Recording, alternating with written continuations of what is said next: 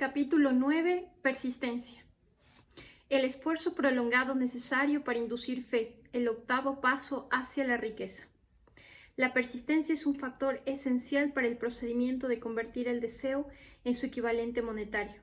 La base de la persistencia es la fuerza de voluntad. Cuando la fuerza de voluntad y el deseo se combinan de la manera apropiada, forman una pareja irresistible.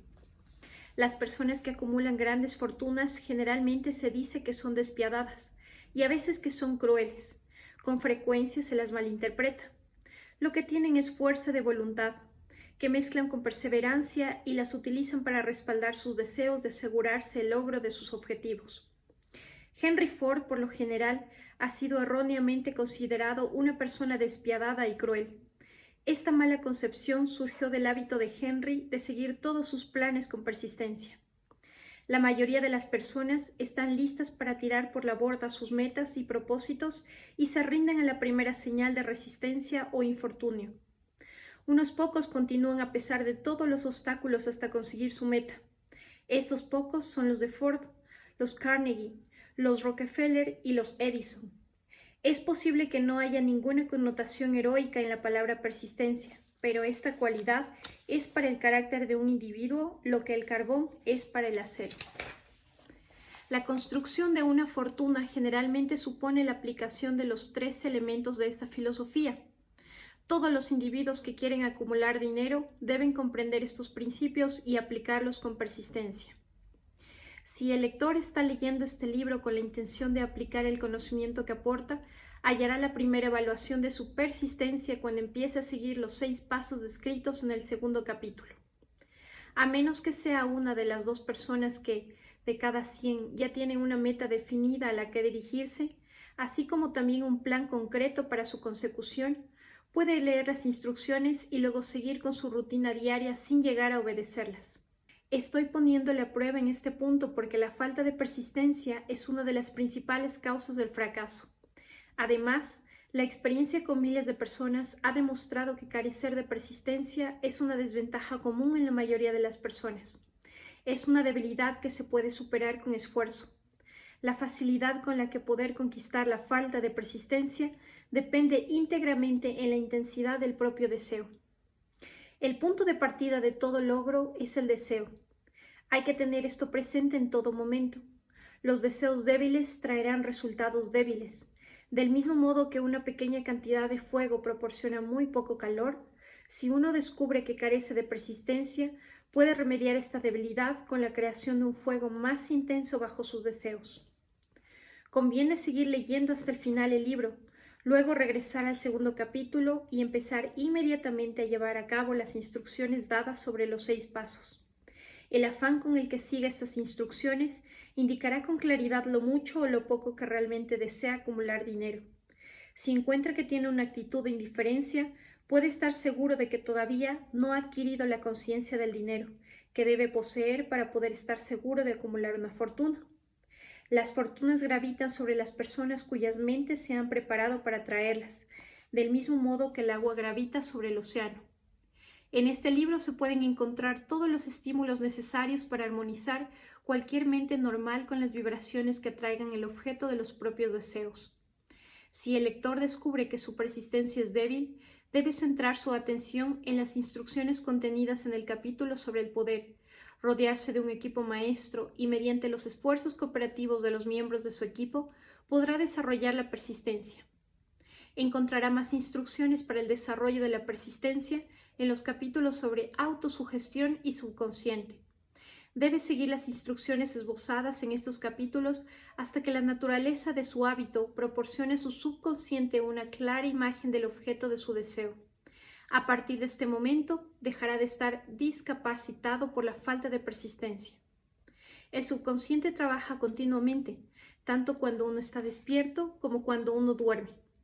A la hora de aplicar las reglas, realizar un esfuerzo irregular u ocasional no tiene ninguna utilidad. Para conseguir resultados, debe aplicar todas las reglas hasta que ellos se convierten en un hábito inamovible. No hay ninguna otra forma de desarrollar la conciencia del dinero necesaria. La pobreza es atraída hacia la persona cuya mente es favorable a ella, mientras que el dinero es atraído a aquella cuya mente se ha preparado deliberadamente para atraerlo, en ambos casos según las mismas reglas. La conciencia de la pobreza voluntariamente se apropiará de la mente que no está ocupada por la conciencia del dinero. La conciencia de la pobreza se desarrolla sin necesidad de una aplicación consciente de hábitos favorables a ella. Por el contrario, para disponer de la conciencia del dinero, esta debe crearse a menos que uno haya nacido con dicha conciencia. Debe comprenderse completamente el significado de las afirmaciones del párrafo anterior a fin de entender la importancia de la persistencia en la acumulación de una fortuna. Sin persistencia, uno estará derrotado incluso antes de empezar. Con persistencia, ganará. Si el lector ha tenido alguna vez una pesadilla, entenderá el valor de la persistencia. Está tumbado en la cama, medio despierto, con la sensación de que está a punto de ahogarse. Es incapaz de darse la vuelta ni de mover un músculo. Se da cuenta de que debe empezar a retomar la rienda sobre sus músculos. Con un esfuerzo persistente de fuerza de voluntad, finalmente consigue mover los dedos de una mano. A medida que sigue moviendo los dedos, extiende su control a los músculos de un brazo hasta que logra levantarlo. Luego consigue el control del otro brazo del mismo modo. Finalmente consigue controlar los músculos de una pierna y luego lo extiende a la otra. Entonces, con un esfuerzo supremo de voluntad, vuelve a lograr un control completo de su sistema muscular y escapa de su pesadilla. Ha realizado el truco paso a paso. Tal vez encuentre necesario escapar de su inercia mental por medio de un procedimiento similar, con un movimiento lento al principio para luego incrementar su velocidad hasta lograr un control absoluto de su voluntad. Uno debe ser persistente a pesar de que pueda moverse muy despacio al principio. Con persistencia llegará al éxito. Si uno selecciona su equipo maestro con cuidado, podrá contar por lo menos con una persona dentro del mismo que pueda ayudarlo en el desarrollo de la persistencia. Algunas personas que han acumulado grandes fortunas lo lograron por necesidad. Desarrollaron el hábito de la persistencia porque fueron impulsados por las circunstancias con tanta fuerza que tuvieron que volverse persistentes. No existe un sustituto de la persistencia. No puede suplantarse por ninguna otra cualidad. Recordar esto infundirá ánimo al comienzo, cuando el camino parezca lento y difícil. Aquellos que han cultivado el hábito de la persistencia y parecen gozar de un seguro contra el fracaso, independientemente de las veces que sufran una derrota, finalmente llegarán al final de la escalera. A veces parece como si existiera un guía oculto cuya función fuera someter a prueba a las personas por medio de toda clase de experiencias desalentadoras. Las que son capaces de levantarse después de una derrota y siguen intentándolo, llegan y el mundo grita «bravo», sabía que lo conseguirías. El guía oculto no deja que nadie disfrute de grandes logros sin pasar antes el examen de la persistencia. La compensación que reciben es el objetivo que están persiguiendo, pero eso no es todo. Reciben algo infinitamente más importante que la compensación material, el conocimiento de que cada fracaso trae consigo la semilla de una ventaja equivalente. Hay excepciones a esta regla. Unas pocas personas conocen por experiencia propia la sensatez de la persistencia. Son las mismas que no han aceptado que la derrota sea algo más que un suceso temporal. Son aquellas personas que aplican sus deseos con tanta persistencia que la derrota finalmente se convierte en una victoria. Los que estamos observando desde un lado de la vida, vemos la abrumadora cantidad de personas que se derrumban en una derrota y nunca vuelven a levantarse. Vemos a los pocos que consideran el castigo de la derrota como un impulso para esforzarse más. Estos, afortunadamente, nunca aprenden a aceptar dar marcha atrás en la vida. Pero lo que no vemos, lo que la mayoría no sospechamos que exista, es el silencioso, aunque irresistible poder que acude al rescate de los que combaten el desaliento. Si alguna vez hablamos de este poder, lo llamamos persistencia y lo dejamos tal cual. Una cosa que todos sabemos es que si alguien no posee persistencia, no consigue ningún éxito notable en ninguna profesión. A medida que escribo estas líneas, levanto la vista de mi trabajo y veo ante mí, a menos de una manzana, el gran Broadway misterioso, el cementerio de las esperanzas muertas y el pórtico delantero de la oportunidad. Personas de todo el mundo han venido de Broadway en busca de fama, fortuna, poder o aquello que los seres humanos llaman éxito. Muy de vez en cuando alguien sale de la larga procesión de buscadores y el mundo oye que otra persona ha logrado triunfar en Broadway. Pero Broadway no se conquista fácilmente ni con rapidez. Reconoce el talento, distingue a los genios y recompensa con dinero solo después de que alguien se ha negado a rendirse. Solo entonces sabemos que esa persona ha descubierto el secreto para conquistar Broadway. El secreto siempre se halla unido inseparablemente a una palabra: persistencia. El secreto se narra en la lucha de Fannie Hurst, cuya persistencia conquistó el Gran Camino Blanco. Llegó a Nueva York en 1915 para convertir sus escritos en riquezas. La conversión no fue rápida, pero llegó. Durante 4 años la señorita Hurst conoció las aceras de Nueva York de primera mano. Por el día trabajaba y por las noches confiaba. Cuando sus esperanzas se atenuaban, no decía: está bien, Broadway, tú ganas, sino: muy bien, Broadway, quizás derrotes a algunos, pero no a mí, te obligaré a ceder. Un editor del Saturday Evening Post le mandó su 30ª nota de rechazo antes de que ella lograra romper el hielo y consiguiera que le publicaran una historia. Un escritor corriente como las personas corrientes de otras profesiones habría renunciado al trabajo a la primera nota de rechazo. Ella recorrió las calles durante 4 años porque estaba resuelta a ganar. Entonces logró la recompensa. El hechizo se había roto, el guía oculto había puesto a prueba a Fannie Hurst y ella lo había superado. A partir de ese momento los editores hicieron un camino trillado hacia su puerta. El dinero le llegaba tan rápido que apenas tenía tiempo de contarlo. Luego las cineastas la descubrieron y el dinero no llegó en un goteo, sino en oleadas. Los derechos cinematográficos de su novela Great Lauder le proporcionaron $100,000, calificado como uno de los precios más elevados jamás pagados por una historia antes de su publicación. Sus regalías de la venta del libro probablemente fueron mucho mayores. El lector dispone de una breve descripción de lo que es capaz de conseguir la persistencia. Fannie Hurst no fue ninguna excepción. Donde quiera que los hombres y las mujeres acumulen grandes riquezas, uno puede estar seguro de que primero adquirieron persistencia. Broadway le dará a cualquier vagabundo una taza de café y un sándwich, pero exige persistencia a aquellos que persiguen las grandes apuestas. Kate Smith dirá amén cuando lea esto. Durante años cantó, sin dinero ni recompensas, delante de cualquier micrófono que viera. Broadway le dijo: ven y consíguelo si puedes. Ella lo intentó hasta que un afortunado día Broadway se cansó y dijo: va, ¿de qué sirve? No sabes cuándo te irás al otro lado, así que ponte un precio y a trabajar en serio. La señorita Smith indicó su precio. Era abundante. Las cifras eran tan altas que su sueldo de una semana era mucho mayor que el sueldo anual de la mayoría de las personas. Verdaderamente se recompensa al ser persistente. He aquí una frase alentadora que aporta una sugerencia de gran significado. Miles de cantantes que superan a Kate Smith están caminando por Broadway en busca de una oportunidad y no tienen éxito. Incontables personas han venido y se han ido. Muchas de ellas cantaban lo suficientemente bien, pero no lograron tener éxito porque carecían de coraje para seguir intentándolo, hasta que Broadway se cansó de rechazarlas. La persistencia es un estado mental, por lo tanto, puede cultivarse.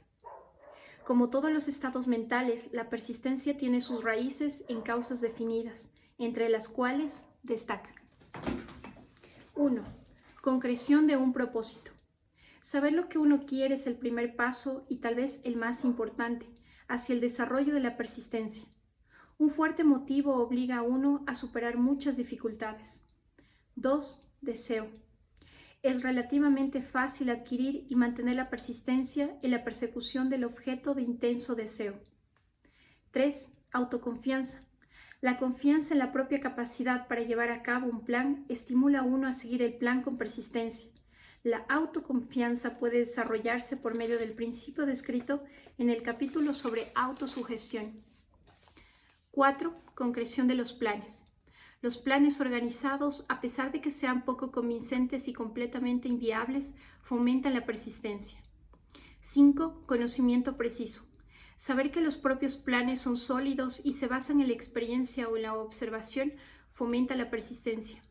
Adivinar, en lugar de saber, termina con ella. 6. Cooperación.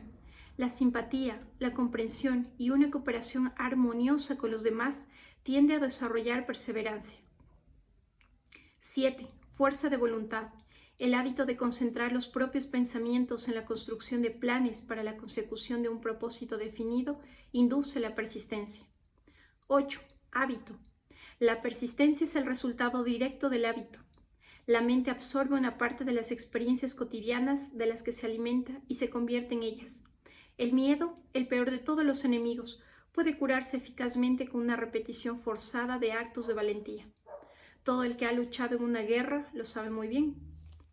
Antes de dejar el tema de la persistencia, invito al lector a hacer un inventario de sí mismo, para determinar en qué aspecto, si es que hay alguno, carece de esta esencial cualidad. Debe medirse valientemente paso a paso y ver cuánto de los 8 factores de persistencia le falta. El análisis puede llevar a descubrimientos que le proporcionen una nueva forma de recuperar el control de sí mismo. Síntomas de la falta de persistencia. Aquí el lector hallará los verdaderos enemigos que hay entre él y un logro notable. Encontrará no solo los síntomas que indican una flaqueza en la persistencia, sino también las causas subconscientes profundamente arraigadas de esta desventaja.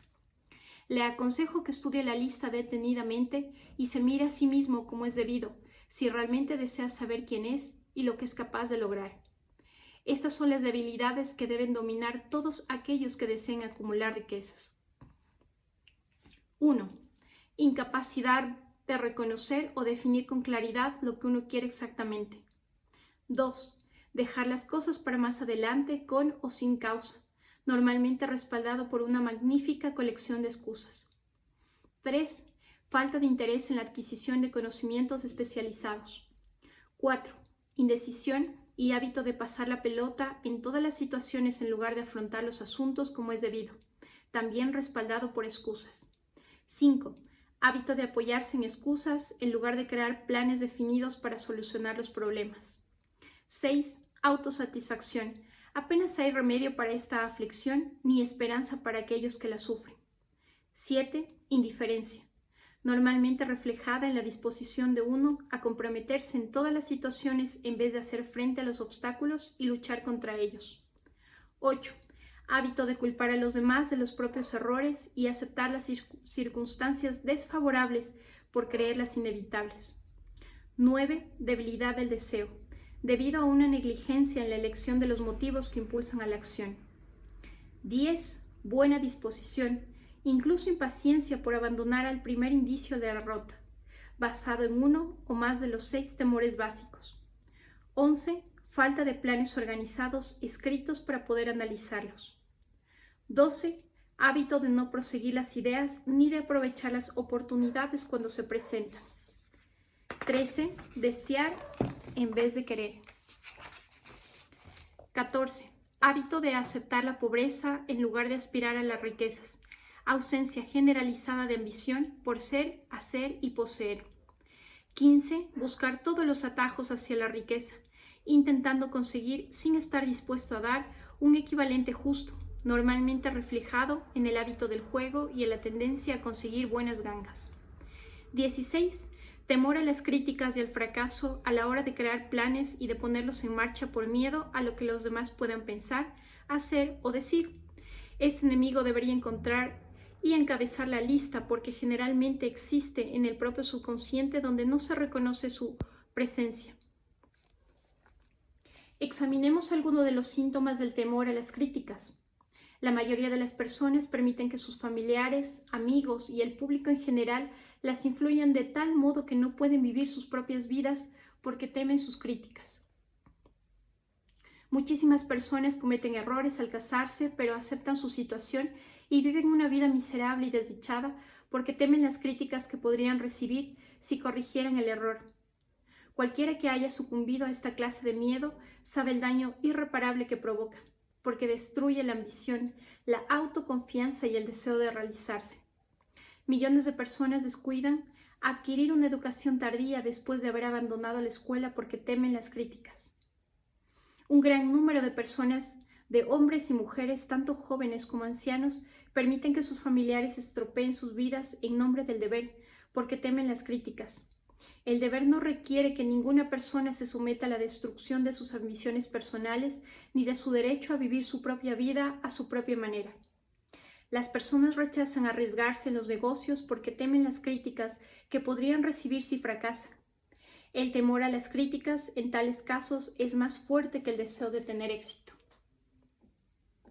Demasiadas personas se niegan a fijarse grandes objetivos o incluso descuidan seleccionar su carrera profesional porque temen que sus familiares y amigos puedan hacerles comentarios críticos tales como «No apuntes tan alto, la gente creerá que estás loco». Cuando Andrew Carnegie me sugirió que le dedicara 20 años a la elaboración de una filosofía de logros personales, mi primer pensamiento impulsivo fue el miedo a lo que las personas pudieran decir. La sugerencia me planteaba un objetivo que excedía las proporciones de cualquier objetivo que jamás hubiera concebido. Tan fugaz como un rayo, mi mente empezó a crear excusas, todas ellas trazables al inherente temor a las críticas. Algo en mi interior decía, no puedes hacerlo, la tarea es demasiado importante y requiere demasiado tiempo. ¿Qué van a pensar tus familiares de ti? ¿Cómo te ganarás la vida? Nunca nadie ha organizado una filosofía del éxito. ¿Qué derecho tienes a creer que tú puedes hacerlo? ¿Quién eres tú? De todos modos, para apuntar tan alto. Recuerda tu humilde nacimiento. ¿Qué sabes sobre esta filosofía? La gente creerá que estás loco. Y así fue, porque ninguna otra persona ha hecho esto antes. Estas y muchas otras preguntas cruzaban mi mente y exigían mi atención. Parecía como si de pronto todo el mundo hubiera puesto su atención sobre mí con el propósito de ridiculizarme para que renunciara a los deseos de llevar a cabo la sugerencia del señor Carnegie. Tuve una gran oportunidad en aquel momento y en aquel lugar de exterminar toda ambición antes de que ésta me controlara a mí. Más tarde, después de haber analizado a miles de personas, descubrí que la mayoría de las ideas nacen muertas y necesitan una inyección del aire de la vida por medio de planes definidos de acción inmediata. El mejor momento para cuidar una idea es en el instante de su nacimiento. Cada minuto que vive le proporciona una mayor oportunidad de supervivencia. El miedo a las críticas está en el fondo de la destrucción de la mayoría de las ideas que nunca llegan a las etapas de planificación y acción. Muchas personas creen que el éxito material es el resultado de oportunidades favorables. Esta creencia tiene algo de cierto, pero los que dependen completamente de la suerte casi siempre están decepcionados, porque pasan por alto otro importante factor que debe tenerse presente antes de que uno pueda estar seguro de triunfar. Se trata del conocimiento que puede ofrecer oportunidades favorables. Durante la depresión, W.C. Fields, el comediante, perdió todo su dinero y se vio sin ningún ingreso, sin trabajo, y habiendo perdido los medios con los que se ganaba la vida, el vodevil. Además, tenía más de 60 años, una edad en la que muchas personas se consideran viejas. Estaba tan ansioso por volver a trabajar que se ofreció a hacerlo gratuitamente en un nuevo campo, el cine. Además de todos sus problemas, se cayó y se hizo daño en el cuello. Para muchos este habría sido el momento de rendirse y abandonar, pero Fields era perseverante. Sabía que si seguía intentándolo, tarde o temprano conseguiría oportunidades y así fue, pero no por casualidad. Mary Dressler se encontró arruinada, sin dinero y sin trabajo cuando tenía alrededor de 60 años. Ella también persiguió las oportunidades y las tuvo. Su persistencia le trajo un sorprendente triunfo más adelante, cuando tenía una edad que sobrepasaba con creces aquella en la que la mayoría de los hombres y las mujeres han dejado de tener ambiciones. Eddie Cantor perdió su dinero en la quiebra financiera de 1929, pero todavía le quedaba su persistencia y su coraje. Con eso y 2 ojos prominentes, se explotó a sí mismo hasta lograr un ingreso de $10,000 semanales. Verdaderamente, si uno tiene persistencia, puede arreglárselas muy bien sin muchas otras cualidades. La única oportunidad en la que cualquier persona puede permitirse confiar es en una oportunidad creada por ella misma. Y eso se logra con la aplicación de la perseverancia. El punto inicial es la concreción de un propósito. Si el lector examina a las primeras 100 personas que se encuentre y les pregunta qué es lo que más quieren en la vida, el 98% será incapaz de responderle. Si insiste en que den una respuesta, algunos dirán seguridad, muchos dirán dinero, unos pocos dirán felicidad, otros dirán fama y poder, e incluso algunos dirán reconocimiento social, una vida fácil, habilidad para cantar, bailar o escribir, pero ninguno será capaz de definir estos términos ni de dar una mínima indicación de un plan con el que esperar lograr estos deseos vagamente expresados. Las riquezas no responden a los deseos, únicamente responden a planes definidos, tras los cuales hay deseos concretos por medio de una constante perseverancia. ¿Cómo desarrollar la perseverancia? Existen 4 simples pasos que llevan al hábito de la perseverancia. No requieren una gran inteligencia, ni un nivel concreto de educación, ni mucho tiempo ni esfuerzo. Los pasos necesarios son: 1. Un propósito definido respaldado por un deseo imperioso de realizarlo. 2. Un plan definido expresado en una acción continua. 3. Una mente que no permita ninguna influencia negativa o desalentadora, como las sugerencias negativas de familiares, amigos y conocidos. 4. Una alianza amistosa con una o más personas que estimulen a uno a seguir hasta el final tanto el plan como el propósito. Estos son los 4 pasos esenciales para triunfar en cualquier profesión. El único propósito de los 13 principios de esta filosofía es permitirle a uno realizar estos 4 pasos como si fuera un hábito. Estos son los pasos con los que uno puede controlar su propio destino económico. Son los pasos que llevan a la libertad y la independencia del pensamiento. Son los pasos que conducen a la riqueza, ya sea en grandes o pequeñas cantidades. Conducen al poder, la fama y el reconocimiento mundial. Son los 4 pasos que garantizan oportunidades favorables. Son los pasos que convierten los sueños en una realidad física. También llevan al dominio del miedo, el desaliento y la indiferencia. Hay una recompensa magnífica para quienes aprenden a dar estos 4 pasos. Se trata del privilegio de trazar el propio recorrido y de hacer que la vida le proporcione lo que le pide. No tengo modo de saber la verdad, pero me atrevo a conjeturar que el gran amor de la señora Wallis Simpson por un hombre no fue solo algo casual ni el resultado de oportunidades favorables. Había un deseo ardiente y una búsqueda cuidadosa de cada paso del camino. Su primer deber era amar. ¿Qué es lo mejor del mundo? El Señor lo llamó amor. No lo llamó normas creadas por el hombre, ni críticas, ni amargura, ni calumnias, ni matrimonios políticos, sino amor. Ella sabía lo que quería, pero no cuando conoció al príncipe de Gales, sino mucho tiempo antes de eso. 2 veces fracasó en encontrarlo y tuvo el coraje de seguir su búsqueda. Sobre todo, se sinceró consigo mismo, y de ello se seguirá, como sigue la noche al día, que no podrá ser falso con ninguno. Salió de la nada de forma lenta, progresiva y persistente, pero estaba segura. Triunfó a pesar de las increíbles y escasas probabilidades y al margen de quien sea el lector o de lo que pueda pensar de Wallis Simpson o del rey que abdicó la corona por su amor, es un sorprendente ejemplo de perseverancia aplicada, una maestra de las reglas de la autodeterminación de las que todo el mundo sacaría un gran provecho. Cuando uno piense en Wallis Simpson, debe pensar en alguien que sabía lo que quería y sacudió a todo un imperio para conseguirlo. Las mujeres que se quejan de que este es un mundo de hombres, de que las mujeres no tienen las mismas oportunidades de ganar, deben estudiar detenidamente la vida de esta mujer inusual, quien en una edad de que la mayoría de las mujeres consideraría avanzada, acaparó el afecto del soltero más deseable del mundo entero. ¿Y qué hay del rey Eduardo VIII? ¿Qué lección podemos aprender de su rol en uno de los mayores dramas mundiales? ¿Pagó un precio demasiado alto por el afecto de la mujer que eligió? Sin duda, solo él puede saber la respuesta correcta. Los demás solo podemos hacer conjeturas. Por lo que sabemos, el rey vino al mundo sin su propio consentimiento. Nació con grandes riquezas sin haberlo pedido. Le buscaron matrimonio de forma persistente. Políticos y dirigentes de toda Europa ponían ante sus pies a viudas y princesas. Como era el primer hijo de sus padres, heredó la corona que no buscó y tal vez tampoco deseó. Durante más de 40 años no fue una persona libre, no pudo vivir su vida a su propia manera. Tenía muy poca intimidad y finalmente asumió los deberes que le habían impuesto cuando ascendió al trono. Algunos dirán, con todas estas bendiciones, el rey Eduardo debería haber hallado tranquilidad, espiritualidad, satisfacción y alegría de vivir. La realidad es que tras todos los privilegios de una corona, todo el dinero, la fama y el poder que heredó el rey Eduardo VIII, había un vacío que solo podría llenarse con amor.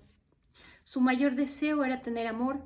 Mucho tiempo antes de conocer a Wallis Simpson, sin duda sentía esta gran emoción universal que tiraba de las cuerdas de su corazón, llamaba a la puerta de su alma y pedía a gritos expresarse. Y cuando conoció a un espíritu afín que pedía el mismo sagrado privilegio de expresarse, lo reconoció y sin temor ni disculpa abrió su corazón y le ordenó entrar. Ni siquiera todos los chismosos del mundo pudieron destruir la belleza de este drama internacional, mediante el que dos personas hallaron amor y tuvieron la valentía de enfrentarse abiertamente a las críticas y renunciar a todo lo demás para darle una expresión sagrada. La decisión del rey Luis VIII de abdicar la corona del imperio más poderoso del mundo por el privilegio de seguir lo que le quedaba de vida con la mujer de sus deseos fue una decisión que requirió coraje. La decisión también tuvo un precio, pero ¿quién tiene el derecho a decir si el precio era demasiado alto? Seguramente no el que dijo: el que esté libre de pecado, que tire la primera piedra. Quisiera sugerirle a toda persona que culpe al duque de Windsor por el hecho de que su deseo fuera el amor, por haber declarado públicamente su amor por Wallis Simpson y por haber abdicado el trono por ella, que la declaración pública no era esencial. Podría haber seguido la costumbre de los enlaces clandestinos que han prevalecido en Europa durante siglos, sin renunciar a su trono y a la mujer de sus sueños, y no habría habido ninguna queja de la Iglesia ni del laicado. Pero este hombre inusual estaba hecho de una materia más resistente. Su amor era puro, profundo y sincero. Representaba la única cosa que realmente deseaba por encima de todo lo demás. Por lo tanto, eligió lo que quería y pagó el precio por ello. Si Europa hubiera gozado de más gobernantes con un corazón tan humano y unos rasgos tan honrados como el rey Eduardo, este hemisferio desafortunado que ahora patalea de avaricia, odio, codicia, conveniencias políticas y amenazas de guerra, habría tenido una historia distinta y mejor que contar. Una historia en la que el amor y no el odio habría dominado. En palabras de Stuart Austin Weir, alzamos nuestra copa y brindamos por el rey 8 y Wallis Simpson. Bendito es el hombre que ha logrado saber que nuestros pensamientos mudos son nuestros pensamientos más dulces. Bendito es el hombre que desde las profundidades más oscuras puede ver la luminosa figura del amor y mientras ve canta, y mientras canta dice: mucho más dulces que poemas recitados son mis pensamientos hacia usted. Con estas palabras rendiríamos homenaje a dos personas que, más que todas las demás de su época, fueron víctimas de las críticas y receptores de los insultos, porque encontraron el mayor tesoro de la vida y lo reclamaron. La señora Simpson leyó y aprobó este análisis. La mayor parte del mundo aplaudirá al duque de Windsor y a Wallis Simpson por su persistencia en su búsqueda hasta que encontraron la mejor recompensa de la vida. Todos nos podemos beneficiar de seguir su ejemplo en nuestra propia búsqueda de lo que pedimos de la vida. ¿Qué poder místico da a las personas con perseverancia la capacidad de dominar las dificultades? La cualidad de la perseverancia que hay en la mente de uno provoca algún tipo de actividad espiritual, mental o química que le da a uno acceso a las fuerzas sobrenaturales. La inteligencia infinita confía en la persona que sigue luchando después de haber perdido la batalla y que tiene a todo el mundo en el bando opuesto. Estas y muchas otras preguntas han surgido en mi mente cuando he observado a personas como Henry Ford, que empezó desde cero y construyó un imperio industrial de enormes proporciones, empezando con poco más que persistencia, o personas como Thomas Alva Edison, que con menos de 3 meses de escolarización se convirtió en el principal inventor mundial y convirtió la persistencia en el fonógrafo, en la cámara cinematográfica y la bombilla incandescente, por no hablar de otro centenar de inventos útiles. Tuve el gran privilegio de analizar al señor Edison y al señor Ford año tras año durante mucho tiempo, y por consiguiente la oportunidad de estudiarlos desde cerca. De modo que hablo con verdadero conocimiento cuando digo que, en los dos casos, no encontré ninguna otra cualidad, salvo la persistencia, que indicara siquiera remotamente la principal fuente de sus magníficos logros. Cuando uno hace un estudio imparcial de profetas, filósofos, personas milagrosas y líderes religiosos del pasado, llega a la inevitable conclusión de que la persistencia, la concentración de los esfuerzos y la concreción del propósito fueron el principal origen de sus logros. El lector puede considerar, por ejemplo, la extraña y fascinante historia de Mahoma, si analiza su vida y la compara con la de las dos personas prósperas de la actual etapa industrial y financiera. Observará cómo tienen un excelente rasgo en común, la persistencia. Si realmente está interesado en estudiar el extraño poder que potencia la persistencia, le aconsejo que lea la biografía de Mahoma, especialmente la escrita por Esad Bey. Esta breve revisión de Thomas Zubruk del libro en el Herald Tribune le proporcionará una visión preliminar de lo mucho que le espera a los que dediquen su tiempo a leer toda la historia de uno de los ejemplos más sorprendentes del poder de la perseverancia que jamás ha conocido la humanidad. El último gran profeta, por Thomas Zubruk. Mahoma fue un profeta, pero nunca realizó ningún milagro. No fue un místico, no tuvo una educación formal, ni inició su misión hasta que tuvo 40 años. Cuando anunció que era el mensajero de Dios, que era portador de la palabra de la verdadera religión, fue ridiculizado y tachado de lunático. Los niños se burlaron de él y las mujeres le lanzaron basura. Fue desterrado de su ciudad natal, a Meca, y sus seguidores fueron despojados de sus bienes materiales y enviados al desierto detrás de él. Después de haber predicado durante 10 años, no tenía nada que mostrar sino destierro, pobreza y ridículo.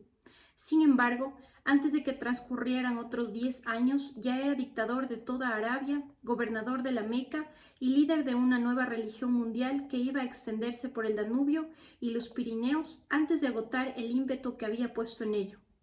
Ese ímpetu tenía 3 aspectos: el poder de las palabras, la eficacia del rezo y el parentesco del hombre con Dios.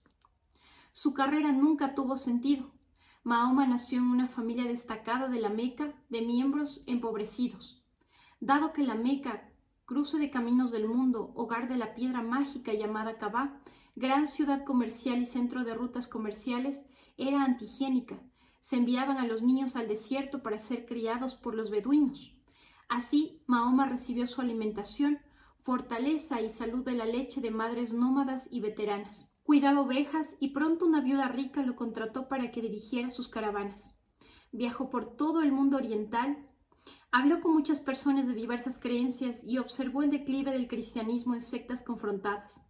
Cuando tenía 28 años, Jadija, la viuda, lo miró con buenos ojos y se casó con él.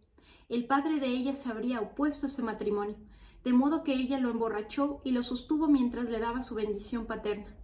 Durante los siguientes 12 años, Mahoma vivió como un comerciante rico, respetado y perspicaz.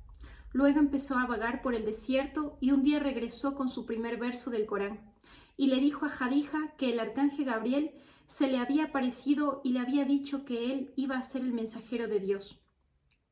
El Corán, la palabra revelada por Dios, fue lo más cercano a un milagro que Mahoma logró en toda su vida.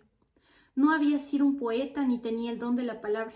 Sin embargo, los versos del Corán, tal y como lo recibió y recitó fielmente, eran mejores que todos los versos que pudiera crear los poetas profesionales de las tribus. Para los árabes eso fue un milagro, porque para ellos el don de la palabra era el don más importante y el poeta era un todopoderoso.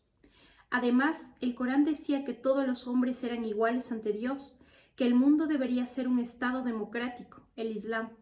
Fue una herejía política, sumada al deseo de Mahoma de destruir los 360 ídolos de la plaza de Kaaba, lo que causó su destierro. Los ídolos llevaban a las tribus del desierto a la Meca, y eso significaba comercio, de modo que los hombres de negocios de la Meca, los capitalistas, de los que él mismo había formado parte, se abalanzaron sobre Mahoma. Entonces se retiró al desierto y pidió la soberanía de todo el mundo. Empezó el auge del Islam. Del desierto se acercó una llamarada que no se extinguiría, un ejército democrático que luchaba como una unidad y que estaba preparado para morir sin titubear. Mahoma había invitado a judíos y cristianos a unirse con él, pues no estaba construyendo una nueva religión. Estaba llamando a todos los que creían en un Dios a que se unieran en una sola fe. Si los judíos y los cristianos hubieran aceptado su invitación, el Islam hubiera conquistado el mundo, pero no lo hicieron. Ni siquiera aceptaron la innovación de Mahoma de una guerra humana. Cuando los ejércitos del profeta entraron en Jerusalén, ni una sola persona fue asesinada por su fe, pero cuando los cruzados entraron en la ciudad siglos más tarde, a ningún musulmán, fuera hombre, mujer o niño, le fueron perdonada la vida. Sin embargo, los cristianos sí aceptaron una idea musulmana, el lugar de aprendizaje, la universidad.